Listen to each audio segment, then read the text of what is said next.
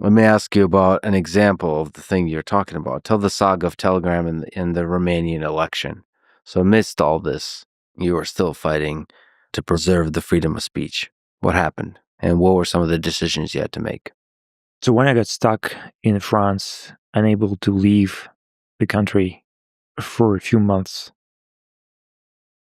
I was offered to meet the head of state foreign intelligence services through a person I know quite well. It's actually a well-known tech entrepreneur in France, and he's well connected. And he said, "This guy wants to meet you." I said, "Okay, fine.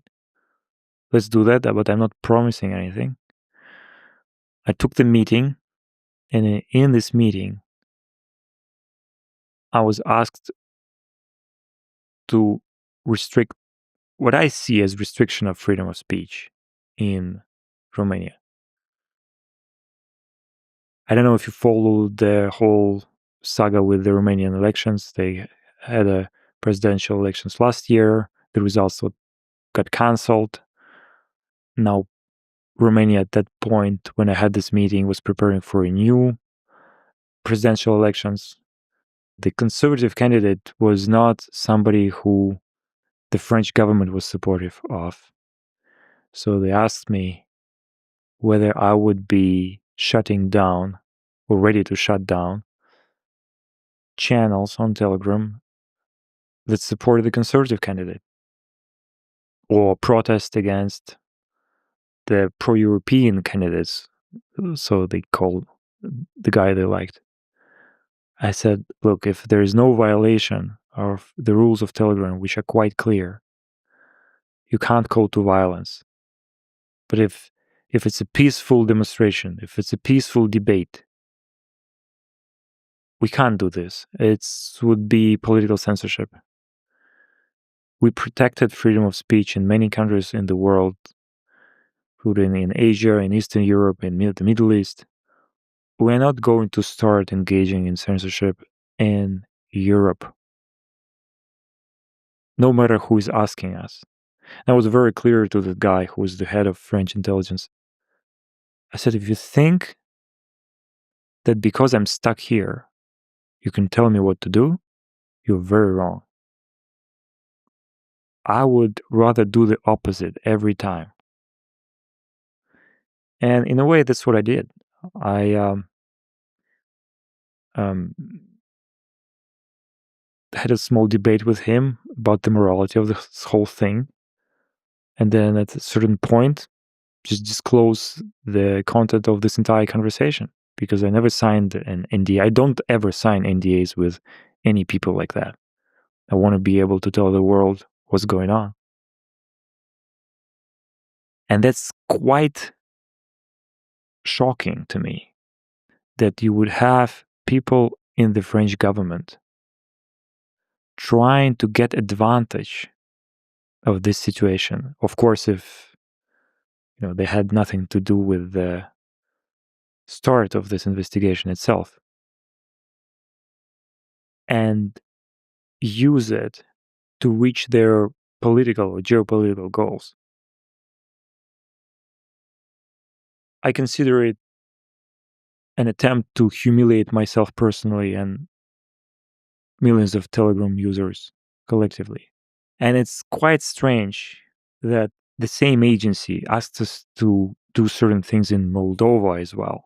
So even before that, I think it was October last year or September, I was arrested in Paris in late August. And then again approached through an intermediary and asked, would you mind taking down some channels in Moldova because there is an election going on and we're afraid there's going to be some interference with these elections.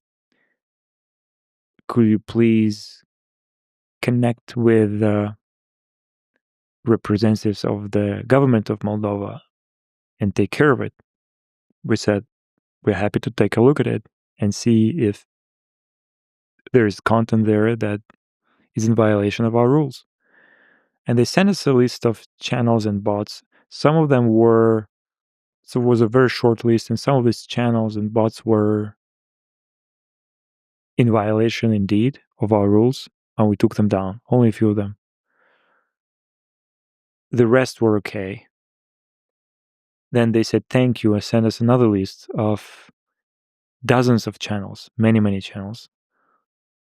We looked at these channels, we realized that there is no solid foundation to justify banning them, and we refused to do that.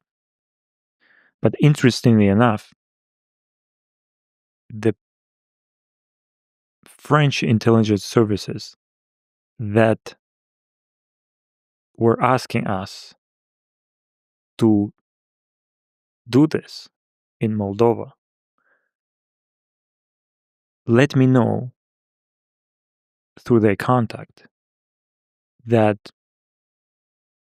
after Telegram banned the few channels that were in violation of our rules in Moldova, they talked to my judge, the investigative judge in this investigation that has been started against me, and told the judge good things about me, which I found very confusing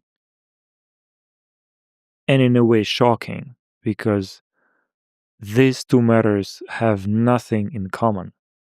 Why would anyone talk to an investigative judge that is trying to find out whether Telegram did a good enough job in removing illegal content in France?